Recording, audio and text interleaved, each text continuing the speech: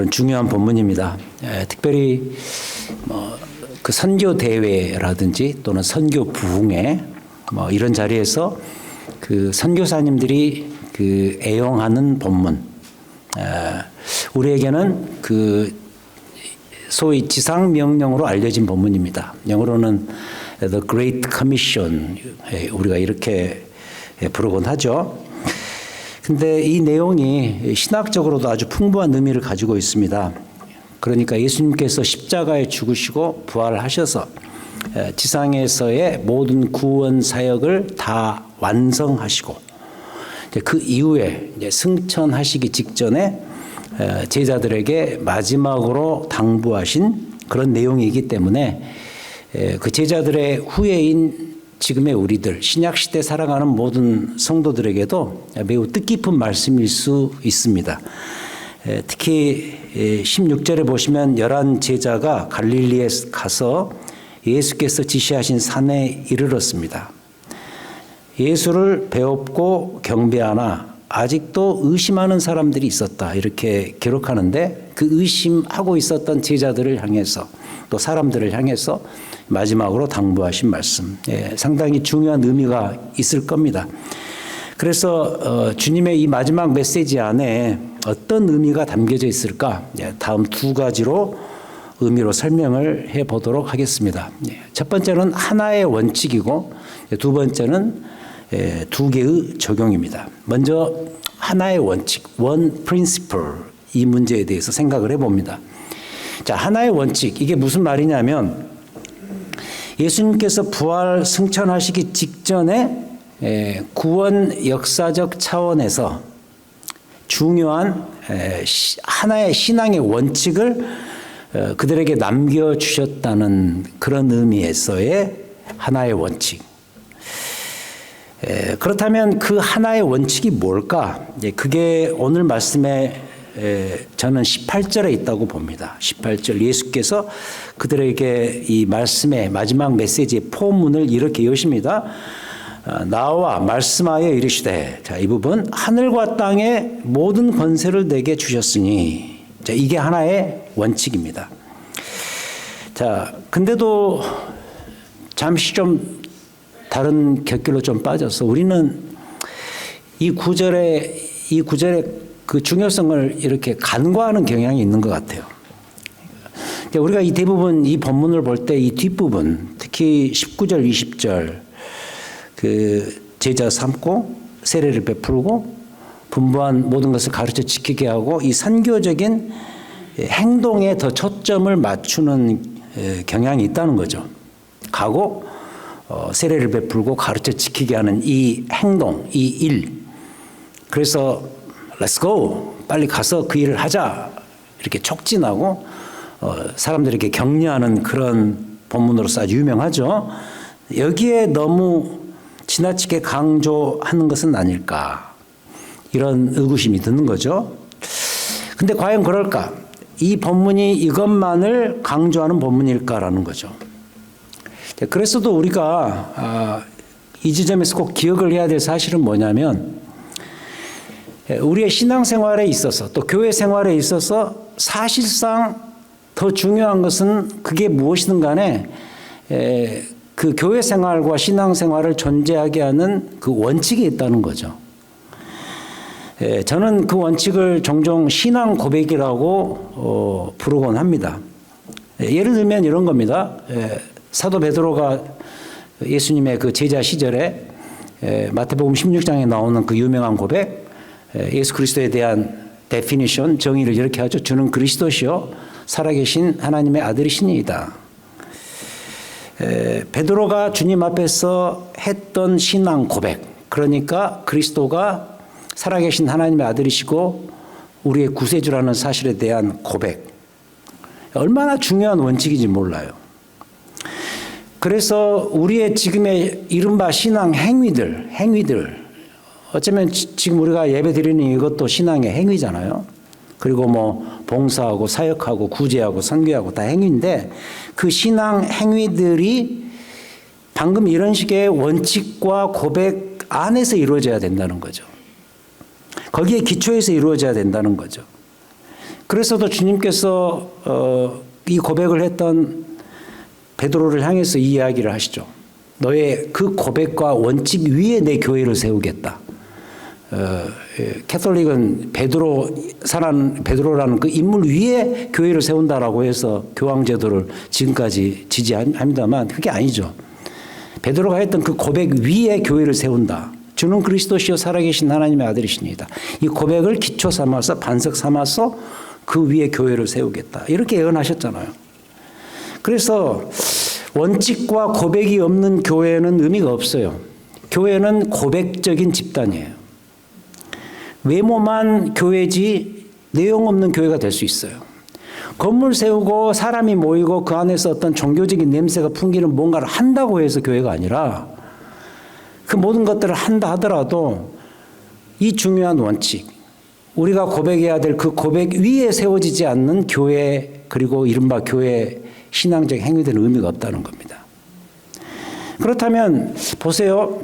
이 본문이 전도와 선교 행위에 초점을 맞추는 그 본문인 것은 분명한데 지금의 우리의 전도와 선교 행위도 마찬가지라는 거죠. 여러분 우리 중에 어느 누구도요. 전도하자. 우리 모두 주의 복음을 잘 증거하자. 잘 전해야 된다. 이렇게 말할 때 여기에 대해서 토를 다할 사람은 한 사람도 없습니다. 교회가 선교하고 전도해야 된다는 거 다 알고 있기 때문이죠. 그러나 우리가 종종 이 중요한 질문을 하지 않은 채로 우리의 신앙 행위, 전도 행위, 선교 행위에 그 기저에 깔린 그 대원칙을 생각하고 곱씹지 않으면서 우리의 신앙적인 행위들을 종종 할 때가 더 많다는 거죠. 우리가 항상 무슨 신앙 행위를 하더라도 항상 물어야 돼요.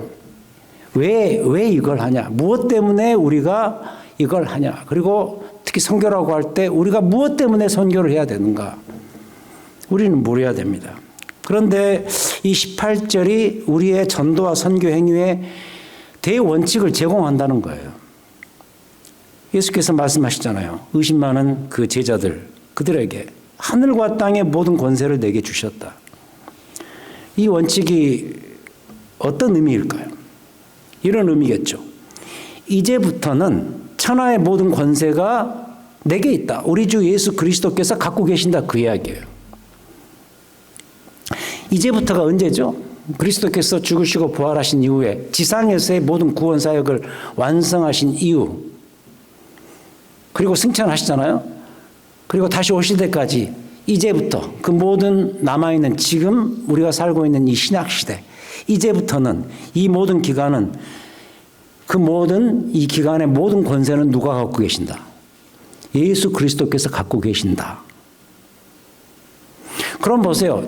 여기까지는 예수님은 숨어있는 그리스도였어요. 어떤 의미에서? 이를테면 십자가에서 죽으심을 당한 연약한 그리스도. 진정한 왕이신데 십자가에서 얼마나 연약하게 수치스럽게 죽임을 당하셨어요. 그러나 지금은 이제부터는 십자가와 부활을 통해서 모든 구원을 다 이루신 그리스도, 그래서 이분은 이제부터는 영광의 그리스도가 되는 거예요. 여러분 빌립보서 2장 기억하셔야 돼요. 빌립보서 2장 5절부터 11절까지는 예수 그리스도의 그 존재에 대한 이야기를 너무 기가 막히게 설명하고 있는데 빌립보서 2장 5절부터 8절까지는 우리처럼 인간의 몸으로 오셔서 연약해지신 그리스도, 심지어는 종의 형체로 오셔서 우리처럼 낮아지셔서 스스로를 비하시키시고 결국 십자가에 죽기까지 복종하신 그 그리스도를 설명하고 그 다음 바로 이어서 9절에 이러므로 therefore 어떤 일이 벌어진 줄 아세요? 하나님이 그를 지극히 높여 모든 이름 위에 뛰어난 이름을 주사 하늘에 있는 자들과 땅에 있는 자들과 땅 아래에 있는 자들로 모든 무릎을 그 앞에 꿇게 하시고 모든 입으로 예수 그리스도를 주라 시인하여 하나님 아버지께 영광을 돌리게 하셨느니라. 그렇게 기록하고 있어요. 마치 제가 롤러코스터로 많이 이야기하잖아요. 앞부분에서는 예수 그리스도의 십자가 죽으심으로 이렇게 막 내려가서 이 곤두박질 치다가 낮아지시다가 갑자기 튀어 올라가요. 튀어 올라가는데 이러므로 십자가에 죽으시고 이 모든 구원 사역을 이 땅에서 이루심으로 그러므로 모든 이 세상의 권세자들이 그 앞에 무릎을 꿇게 하는 영광을 얻게 하셨다. 그렇게 기록하잖아요. 그래서 다시 본문으로 돌아와서 이 18절에 하늘과 땅의 모든 권세가 이제부터는 그리스도께 있게 되었다는 이 말씀은 실로 정당한 말씀입니다. 십자가의 고난의 그리스도가 이제는 영광의 그리스도가 된 겁니다. 그럼 어느 정도로까지 영광의 그리스도가 되셨는가? 온 세상의 왕권과 주권과 권세자들이 한꺼번에 다 그 앞에 엎드리는, 그 모든 권세를 다 가지신 영광의 그리스도로서 존재하실 것이다. 근데 이 점이 바로 여기서 말하고자 하는 원칙이라는 거죠. 미래의 선교사역, 1세대 제자들부터 지금까지 이 신약시대 전체를 지배하는 앞으로의 미래 선교사역, 교회 전도사역의 대원칙이라는 거죠. 그 원칙이 뭐예요? 영광의 예수 그리스도가 이 세상의 모든 권세를 갖고 계신다. 근데 20절에서 뭐라 그러죠? 마지막 너희와 항상 함께 있으리라. 이게 원칙이죠. 그래서 저는 이 구절에서 이런 걸 느껴요. 이걸 느낍니다. 좀 쉬운 말로 그래서 쫄지 말자. 쫄 필요 없다. 그리스도의 복음의 권세는 영광의 권세이다. 그 영광의 주님이 함께 하시는 그 탁월한 권세가 이제 우리와 교회와 나와 함께 가고 있다. 그래서 이겨낼 수 있다. 극복할 수 있다. 이겨내야 한다. 그 이야기죠. 이걸 이제 저는 제 개인의 어떤 목회 사역에 적용을 해 보았어요. 전번 언젠가 토요 새벽 기도 때 제가 이런 고백적인 말을 한 적이 있거든요. 목회하면서 자신감이 떨어질 때가 덜어 있더라. 그토록 설교를 많이 해왔는데 제가 이제 금년 은퇴하면 목회 풀타임 이미 목회만 30년인데 30년 동안 설교해온 숫자를 카운트 해보니까 한 7,000번 한 것 같아요. 7,000번. 보통 일이 아닙니다, 여러분. 7,000번 또 매주 다른 설교를 창작하는 것이 쉬운 일이에요, 여러분. 목사님들의 그 존재를 좀 귀히 보셔야 돼요. 이게 보통 일이 아니에요. 또 같은 거 하면 또 나중에 금방 알아채고 또 왜 또 다시 재탕하냐고 또 그래요. 7,000번을 다른 내용으로 해왔어요. 근데도 불구하고 이 강대상에 설 때 여전히 두려운 마음이 있을 때가 있어요. 그때 제가 어떻게 이 강대상에 서겠어요? 기도하죠. 주님 오늘 제게 확신을 주시고 자신감을 좀 주십시오. 그때 제가 그 주님 앞에 그렇게 자신감을 주십시오라고 기도할 때 그 자신감의 근거가 뭐냐는 거예요. 요새 뭐 근자감이라는 말이 있더라. 근거 없는 자신감. 이 근자감 가지고 덤벼드는 사람은 대책이 없어요. 자신감에도 근거가 있어야 돼요.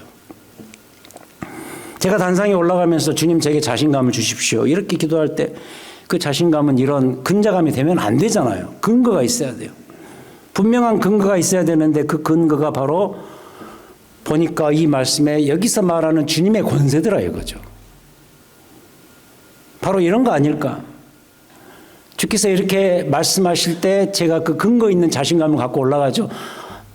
내가 다 책임지겠다. 모든 권세는 내게 있으니 너는 강단에서 나의 권위 있는 복음만 전해라. 누가 뭐라 그러겠느냐. 너는 내가 시키는 대로만 해라. 이런 근거 있는 자신감. 그 이야기를 저는 한다고 봐요. 이 말씀에서. 그래서 이 지상에서 복음을 전하는 교회와 모든 성도들은 이 근거가 있는 권세의 주님께서 그들과 우리 뒤에 늘 함께 하고 계심을 잊지 않고 살아야 된다는 거예요. 어떻습니까? 정말 맞는 말 아닙니까? 하늘과 땅의 모든 권세를 내게 주셨으니 우리에게는 온 세상의 권세를 갖고 계시는 영광의 주님이 함께 하신다는 거예요. 이게 바로 예수님의 이 모든 마지막 메시지. 마태복음이 28장입니다. 짧지 않은 내용인데 그 앞부분에서 예수님의 모든 지상 사역의 내용들을 총괄하고 하셨던 말씀, 이루셨던 기적들, 그리고 그 안에 담겨진 의미들, 그리고 결국 그 모든 것의 마지막 클라이막스였던 십자가와 부활의 모든 사건의 내용과 의미를 다 알리고 가장 마지막에 승천하시기 직전에 가장 마지막에 가장 사랑하는 그 제자들에게 마지막으로 당부하신 그 말씀 가운데 원칙을 하나 등장시키셨는데 그게 뭐라고요? 하늘과 땅에 모든 권세가 내게 있다 이제부터. 근데 세상 끝날까지 그런 내가 너희와 함께 하겠다라는 거예요. 이게 뭐예요? 하나의 원칙이에요. 마지막 남은 하나의 원칙이에요. 그럼 그 다음 두 번째로 뭐냐? 두 개의 적용입니다. two applications죠. 그 다음 이어지는 19절, 20절 그 유명한 구절이 바로 적용입니다. 그러므로 너희는 가서 모든 민족을 제자로 삼아 아버지와 아들과 성령의 이름으로 세례를 베풀고 내가 너희에게 분부한 모든 것을 가르쳐 지키게 하라. 이 부분. 근데 왜 두 개일까 이게? 이 구절을 보면 동사가 이미 4개나 있거든요.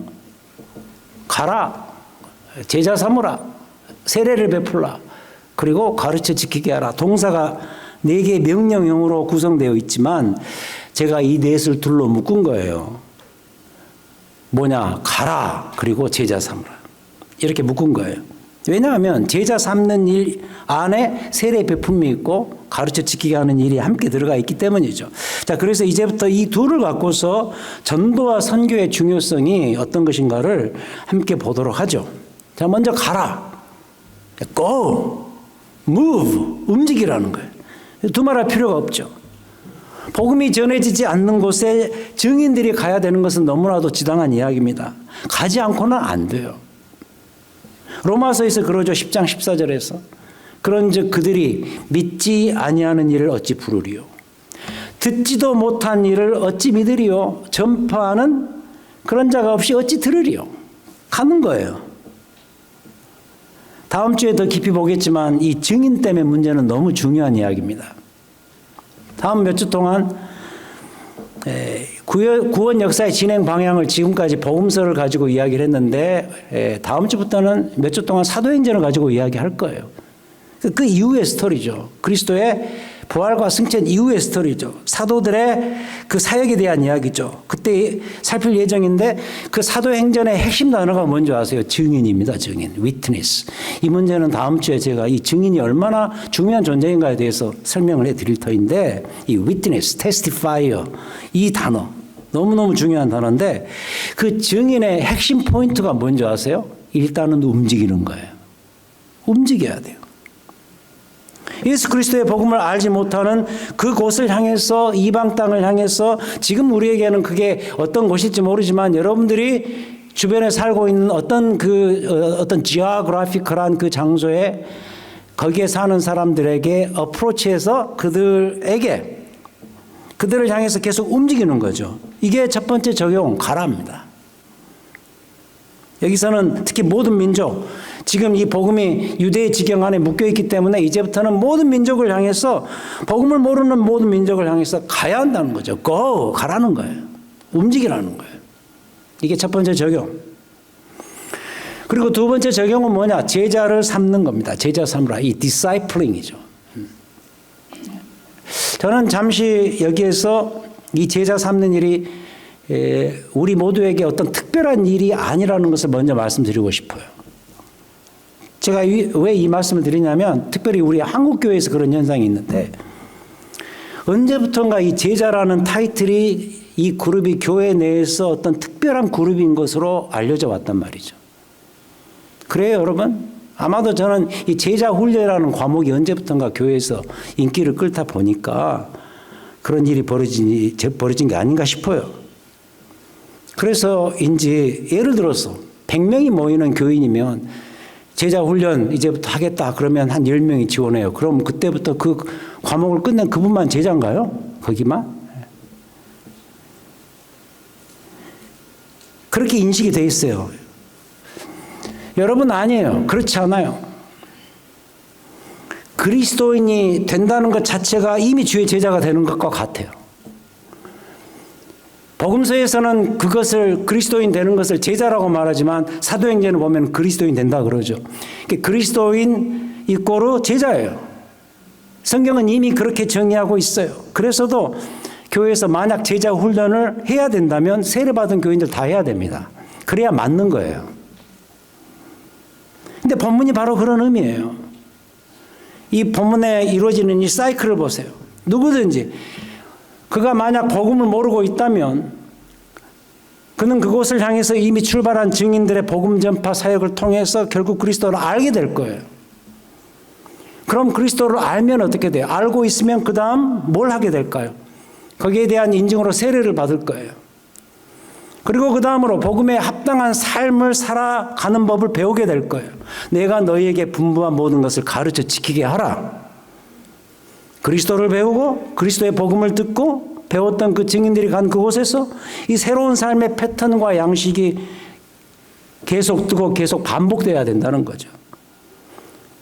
주께서 1차 증인들이었던 제자들에게 분부한 그 모든 것들을 이제 모든 민족에게도 하나씩 다 전달될 것이기 때문이죠.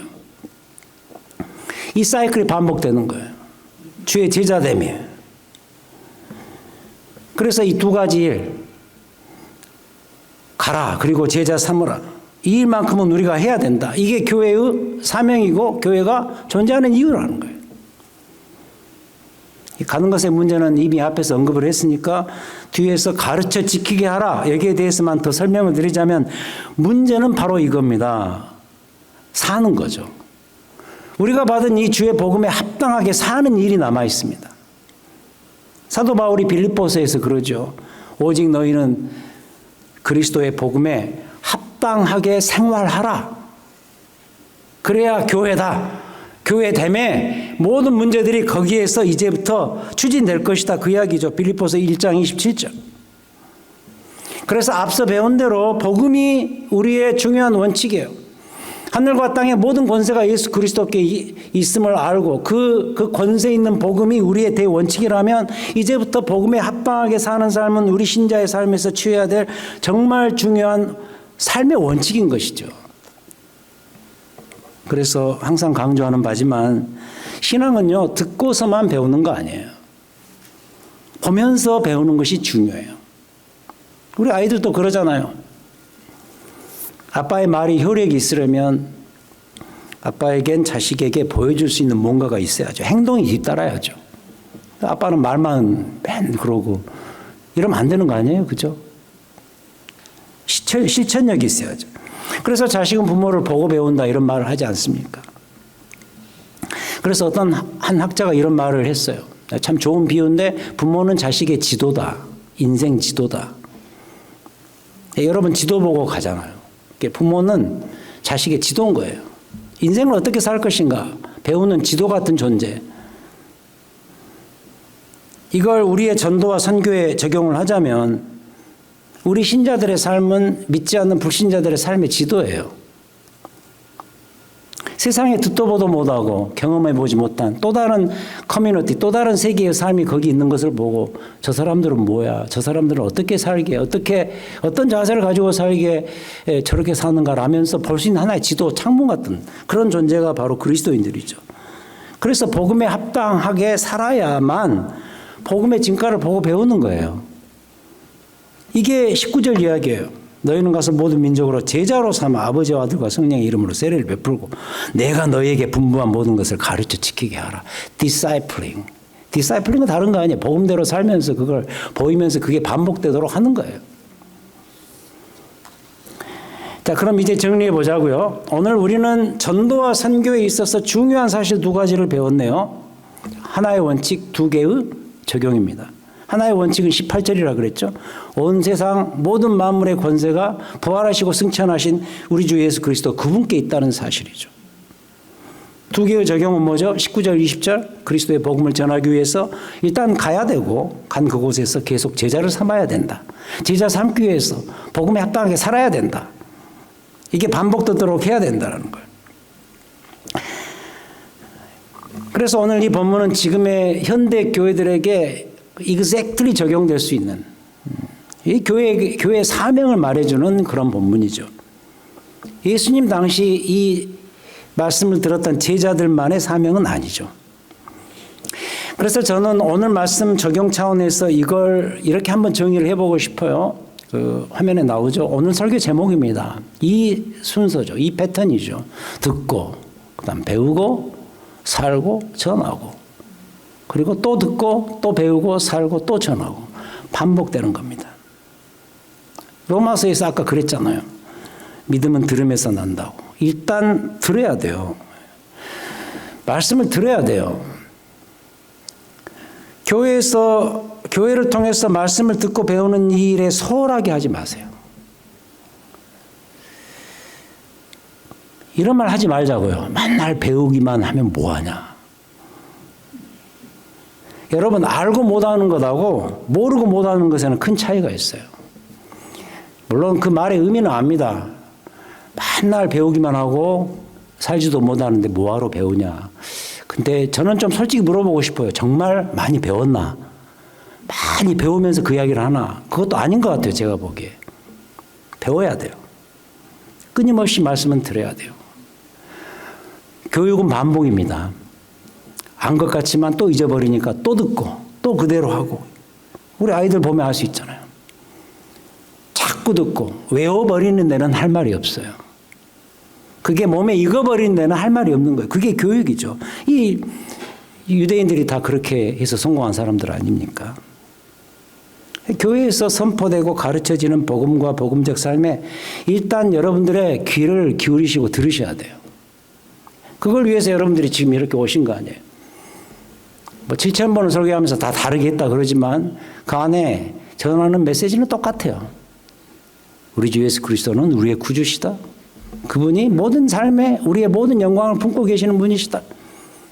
그분이 오셔서 우리에게 구원을 설립하시고 다시 오시겠다고 약속하시면서 이 종말적 삶을 구원의 은혜 안에서 내 안에 거하며 살 것이다. 다 이런 이야기 아니에요? 결국은 그 이야기예요. 근데 그 이야기를 또 들어야 돼요.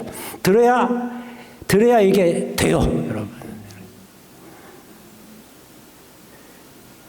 배워야 뭔가 해도 제대로 합니다. 그리고 저희 교회가 그걸 위해서 나름 실천을 하려고 저를 중심으로 애를 쓰려고 하죠. 여러분 뭐 성경 공부 이것도 하나 만듭시다. 저것도 하나 만듭시다. 이해는 됩니다만은 지금 있는 것 여러분 다 쓰시면 충분히 돼요. 충분히. 저는 그렇게 확신해요. 온라인 수요 성경 공부 주일 예배에 오셔서 말씀 잘 경청하시고 또 매일 생명의 삶 큐티 하시고 또 여기저기서 하는 그 바이블 스터디 또 참여하시고 충분해요. 자, 그 다음 배웠으면 자 뭐죠? 이제 살아야죠. 아마 제일 어려울 거예요. 제일 어려워요. 그러나 우리는 복음대로 살아야 한다. 왜? 그러지 않으면 복음의 영광과 주의 권세가 도리어 우리를 통해서 크게 훼손당해요. 교회는 빛과 소금이라 그러죠. 이 세상에. 나가서 소금처럼 희생하며 사는 그 부분도 있지만 빛처럼 등대처럼 이렇게 보이는 그런 것도 있어야 돼요. 그러려면 우리가 교회에서 잘해야죠. 빛의 역할을 해야죠. 이 복음의 영광과 권세가 훼손당하지 않도록 정말 빛처럼 살아야죠. 그래서 혹시라도 이 구절을 오해하지 마세요. 어떤 분이 이 구절을 이렇게 오해를 하는 걸 제가 봤어요. 볼지어다 내가 세상 끝날까지 너희와 항상 함께 있으리라. 이렇게 말씀하시면서 하늘과 땅의 모든 권세를 내게 주셨으니 그 네 개가 누구죠? 이미 원칙에서 배웠죠? 예수 그리스도께서 그 모든 원칙, 이 권세와 이 모든 이 권세와 이 영광을 다 갖고 계시는데 그걸 여기서 나를 자기라고 이야기를 하는 거죠. 아, 주의 권세를 내게 주셨다. 나와 함께 하시겠다 그랬으니 이 권세 내 마음대로 발휘하마. 막 그래서 이렇게 포악해지고 교회가 막 그냥 뭐 여호수아 시절에 막 다 사람들 가서 막 점령하고 이러듯이 그거 아니에요. 네. 그 말을 하는 게 아니라고요. 여기서 모든 세상의 권세는 그리스도께 있으니 그 그리스도께 소속되고 복종된 우리 신자들의 삶 속에 주께서 함께 하시겠다는 거예요. 근데 놀랍게도 그 삶이 다른 서신서에 보면 얼마나 고난과 희생과 섬김의 삶입니까? 이상하게 요새 막 포악해지고 겸손하지 않고 복음을 이상한 방식으로 훼손시키는 그런 일들이 벌어지는데 큰 문제입니다. 교회가. 우리는 점령군이 아니에요. 우리는 세상을 섬겨야 돼요. 복음으로. 이 영광의 복음으로. 그래서 그 영광의 복음 속에서 드러나는 이 역설의 놀라운 십자가에서 드러난 그 하나님의 사랑 앞에 굴복하고 눈물 흘리고 이런 일을 하게끔 하는 데가 교회예요, 여러분. 그리고 마지막으로 이 과정이 다른 곳에서 반복될 수 있도록 우린 그곳을 향해서 또 가야죠. 이 일이 똑같이 그곳에서 반복될 수 있도록. 그런 의미에서 우리 선교사님들이 복음을 모르는 그 지역에 가서 수고하는 게 얼마나 귀한 일인지 몰라요. 지원하고 기도해야 돼요. 세상 끝날까지 이 일이 반복되는 거죠. 이게 교회가 해야 될 일이에요. 잊지 마시라고. 이 일에 쓰임받는 여러분 자신이고 우리 크로스포인트 교회. 이 일 제대로 안 하면요. 교회 존재 이유가 없는 거예요. 여러분 사도행전 보시면 이제 나와요. 교회 존재 이유는 이 일 안 하면 없는 거예요. 여러분. 그런 우리 교회요. 우리 모두가 되시기를 우리 주님의 이름으로 축원드립니다. 하나님 아버지 참 많이 부족하고 연약한 자들입니다. 그러나 의심 많던 제자들처럼 여전히 의심이 있고 불안하고 아직도 빈약한 저희들에게 명하십니다. 세상 모든 권세가 내게 있으니 내가 세상 끝날까지 너희와 함께 하겠다. 그러므로 너희는 가서 복음을 전하고 제자 삼고 너의 이 복음을 그들에게도 똑같이 전할 수 있도록 하거라. 이 말씀이 그들만의 이야기가 아니라 오늘 이 자리에 있는 우리의 이야기고 우리 교회가 감당해야 될 몫인 것을 다시 한번 확인했습니다.